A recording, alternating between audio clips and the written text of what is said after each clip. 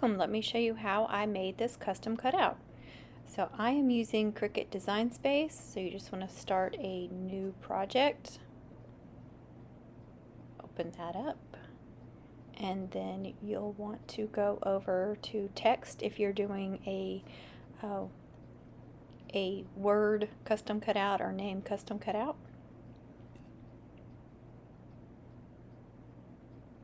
And then the text box will pop up and just type in whatever word you want to type in. So I'm going to do HOCO and then 2023, and then I'm going to attach them together. So first I'm going to look at some fonts, and I have some other fonts that I have purchased from Creative Fabrica, and there is a link in my description, and I owe it to TJ at TJ's Magic Touch for introducing me to Creative Fabrica, and I love it. I buy a subscription. I bought a yearly subscription, but you can do monthly, or you can just purchase things outright, so whatever you want to do. Now I'm typing in the 2023, and I don't really like that 2023, so I'm going to choose another font. And I bookmark my favorite fonts, so that's why I always go to bookmark. If you're going to use some of the same fonts over and over, I tend to have some favorites, and I like to bookmark them so I can go to them quickly. But that doesn't stop me from looking for different ones and you know, using different ones so they're not all the same. I don't want all my stuff to be all the same. So now I'm going to experiment with some different HOCO because those two fonts were too similar for me. I really wanted the HOCO and the 2023 to be completely different, so they really popped. So that's why I did the HOCO and the curly, and but it's too thin. So what I'm doing here is I am offsetting it a little bit, just a tiny bit, and I think that was 0.04. I'm sorry, when I'm editing, I cannot see the screen. I mean, I can see it, but it's very tiny, so I can't see every little thing that I'm doing, so I apologize if I get anything wrong. But I offset it just a tiny bit to make it a little bit thicker, and then I want to make it the same color as the 2023 so they will attach together and I can cut them out together. That is another thing I owe to TJ at TJ's Magic Touch because she taught me how to do that as well. I had never thought of that. So yeah, TJ is the smart one of the group, I like to say. And me and Connie take no offense to that because it's true. You see, I was kind of adjusting the angle of HOCO too because I want to connect it to the 2023. And there's just a flash of Connie because while I was screen recording, I was also listening to her last live, and I kept forgetting that I was screen recording, and I would go open up the window showing her, and then I would forget that I was recording. Okay, so after I have highlighted the HOCO 2023, I then want to attach. Click attach. Do flatten if you're doing print to cut, but for basic cut, you want to attach. And you can see, so I'm going to attach all of those by clicking unite. So that attached it all in one piece. So now the HOCO 2023 is going to cut out all in one piece as it's one thing instead of two separate words. And that's exactly what I want. So now I'm going to offset because of course I want multiple layers on this custom cutout. And you can just pick, you know, how much do you want it offset. If you're just doing one offset, then I would definitely get it to where it's one whole piece. Because if you're going to put it on a flower and it's got holes in it, you're going to have petals coming through those holes. So I always like the back piece. I try to make the back piece one solid piece. That doesn't always happen, but I prefer that because I have done some that are like have holes in them, and then like I said, the petals will come through and it just looks funny. But I want to do three offsets, not three offsets, three sections, two offsets. So you can see that one's got holes in it, and that's fine because it's the middle section. The reason why I did the lavender and the yellow is because it just shows up on the screen better, and it's for recording purposes, it's not for cutting purposes. So I just wanted it to pop on the screen for you guys for this video purpose. Now, a tip that a lot of people have given me when I first started using this, they said to pick a color in the color that you're going to cut it out. So I did black, white, and silver. So, you know, you really want to pick like this top layer. I did in white, so I really should have made that white. The yellow is the middle section. I cut that out in black, so I should have made that black. And then the lavender, I cut out in silver, so I should have made that like a grayish color. If I was doing this just for me, if I was cutting it out for me and not making a video, like I said, for the video purposes, I wanted it to really pop so you guys could really see the different sections. And so here I am putting on the white glitter cardstock, and this is a 12 by 12 piece. You can get the 8.5 by 11 sheets as well. You can get foil, you can get, there's like an iridescent, there's the glitter. The only thing I wouldn't use is the real chunky glitter ones. You don't see those as often anymore, but they really make a mess of your machine, so beware of that. And then I chose glitter cardstock, and you've got to load your mat. So here I'm trying to show both things. I was really proud of this video, this tutorial. I hope you guys like it, because I tried to show not only what I'm doing on the screen on my computer, but so in Cricut Design Space and everything, but also videoing my Cricut machine and showing you me loading it and all that good stuff. So I wanted to show you every aspect of making the custom cutout, so I hope you guys enjoy that. So you see what's going on the screen and what's going on with the machine. And after it loads and it's happy, then you can press start, and so you see what's happening with the machine and what's happening right there with the on screen. Detecting, it goes through its thing, and I'm going to show pretty much real time it cutting and everything. And during these times when it's cutting and stuff, I will just add some music for y'all.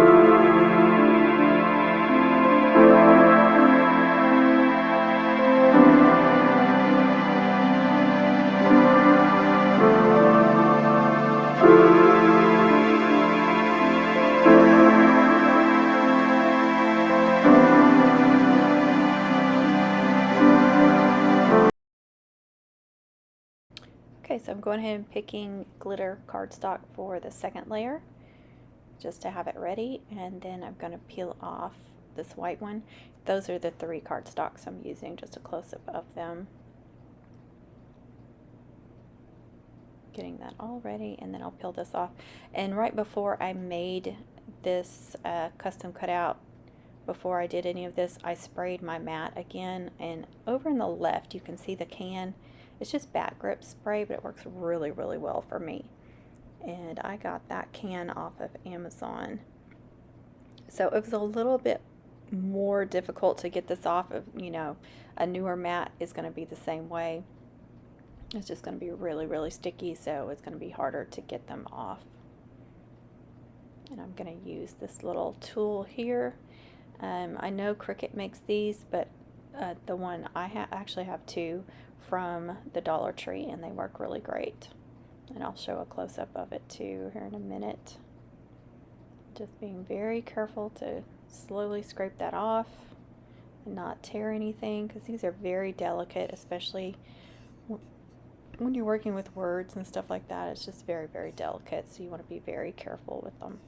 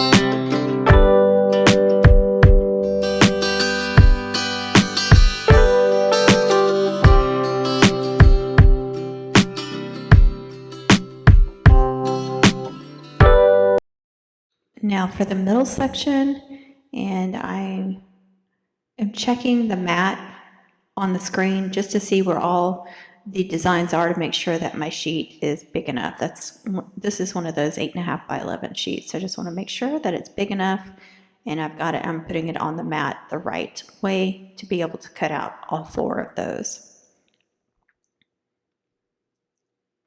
Now it's ready to load, and all that good stuff.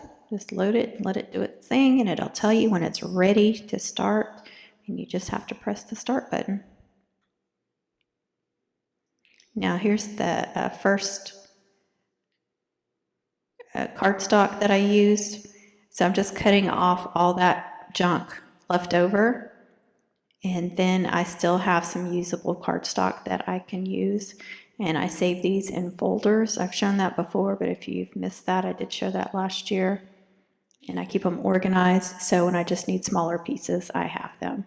And I'm not being wasteful on the cardstock because I hate being wasteful.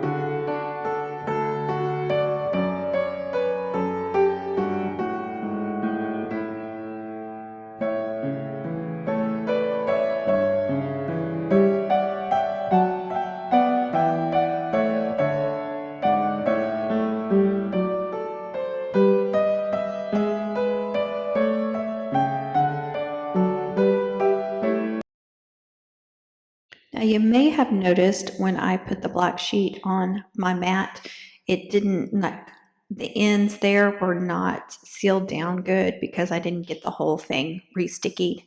So it did kind of mess up a little bit on one of those right there at that corner. It kind of bent a little bit, but luckily it didn't get like jammed in the machine, which does happen sometimes. You see it just bent up just a little bit, but it ended up being fine once it was glued to the sections and stuff.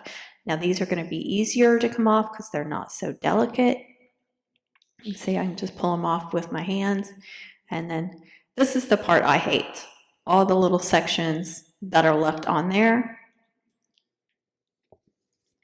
Here's a close-up of that layer right there, the black layer. It doesn't want to focus. And that's the one that got bent just a little bit. I wanted to show that close. So I got lucky with that, that it didn't tear up or get caught in the machine, because that can happen. I had just quickly sprayed my mat in sections, so I didn't tape it off and cover the whole thing evenly or anything like that. I'm bad about not doing that. I'm just going to take a big scraper and scrape across there. So whatever tools you have, this makes it easier. But if all you have is like the little metal one, you can make it work with that too. And since this is the second thing I cut, my mat already isn't as sticky as it was, so it's even easier to get them off. And then for the third layer, again, I'm going to check it to see where all the things, the 4 things are on the mat to make sure that I get the sheet on there correctly, the cardstock.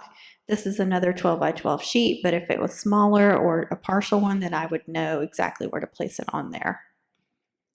And these don't match up exactly. It was a little difficult to get them to match up completely, but that's where you can see what's going on the screen and what's going on with, in person, what's going on with the machine. And then I decided to move my computer next to the Cricut so you guys could see that as well. So I hope that helps with the tutorial. And I apologize, the sound changed because before, when I was voiceovering earlier in the video, it was very, very quiet and I had to turn it all the way up. So I went into my settings and sure enough, it was not showing my external microphone as the sound, as the main sound. So I changed it to that. And now the sound is super loud. So I'm going to try to turn this sound down and the other one up as far as it'll go. And hopefully that they will match up. If they don't, I apologize that you have to go turning your volume up and down. I do apologize for that.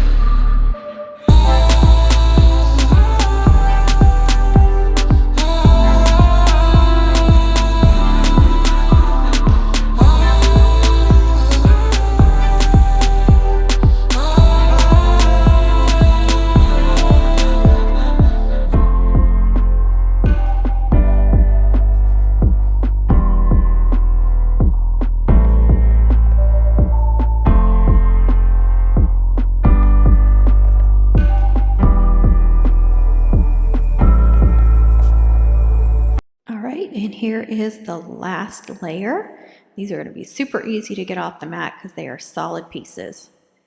Look at that. And no little pieces left over. That makes me very happy. I hate cleaning off the mat. It's just, to me, it's just one of the worst things. I know some people don't mind it, but I do. And I'm going to just hold those together for you so you can see what it's going to look like. Super happy with this. I'm going to love using this for the upcoming homecoming season. And you guys are free to use this and come up with this, you know, a similar one. Again, I don't know if I said this because I know I gave TJ credit for 2 things, but this design was also, I give her credit for that design as well. If I did not say that earlier, I apologize. Yeah, she did some custom cutouts last season with a word and a date under it. I don't remember if it was HOCO 2022 or Grad 2022 or something like that, but I did a few with her. Okay, I did a few, you know, design my own with different fonts, but the design, the idea of it, I got from her, so totally got to give her complete credit for that. Okay, so I am trying 2 different glues on this that I have not tried before. This Eileen's, is it Eileen's tacky glue? It doesn't want to focus. Yeah, Eileen, I think is what it is. I have never tried that on a custom cutout, but I'm going to try it. And the Beacons 3-in-1, I cannot remember. I want to say that I used it on a custom cutout, but maybe it was like a chunky one. So before we move on, do not use these two glues on your custom cutout, especially a delicate one like this. One of the reasons why I did this, I did want to try some different glues just to see if they worked, because these are just for the video. They're not for anybody's mom. It would have been nice to have been able to use them. They were all ruined because of the two glues, and they both failed me. Like I said, I think I used the 3-in-1 before, but it probably was a chunky, solid one and didn't ooze out. So these are both supposed to dry clear. They did not. They oozed out because they are delicate, and they discolored, and I will show that at the end, but in case somebody cuts this off early, I'm going to go ahead and tell you so you know in advance. I prefer the Art Glitter Glue. As a subscriber got me to using that about a year ago, and I'm so happy with it. The problem is the fine metal tip and the black tip were both completely clogged up. So I did work on getting them unclogged during all this, and they are fine now. I got it refilled and everything, so I can use that again in the future. But I did, like I said, I did try these because I couldn't use the other one and because I wanted to try some different glues, and I would not recommend either of these. Like I said, if you're doing like a big chunky one and it's solid and you don't get the glue near the edges, it might be okay, because they were only ruined where the glue oozed out, so that was the only issue. And I used this Eileen's on 2 of them on the top layer to see how they did, but of course I didn't mark them, so I didn't know which ones were which at the end, which was stupid. I should have marked them all somehow, but I did not do that. And then on the beacons, I used that on every one of them on the black and silver layer, and then one of them I used it on the white layer as well. The only problem with the beacons, it doesn't have a fine tip, and so too much of it was coming out, so it really oozed out. And then on the last one, I used my sticker maker for the top layer, but still the beacons oozed out from the black and silver layer, so that one was ruined too. So all 4 of them got ruined, and I will show that, but I wanted to make sure, because not everybody watches the full video, so I want to make sure that you guys know that in advance. I'm not going to punish you for not watching the whole video. I want to make sure that you know this in advance. So these sheets that I'm using, I know I've said this a bunch of times, but there could be new people watching.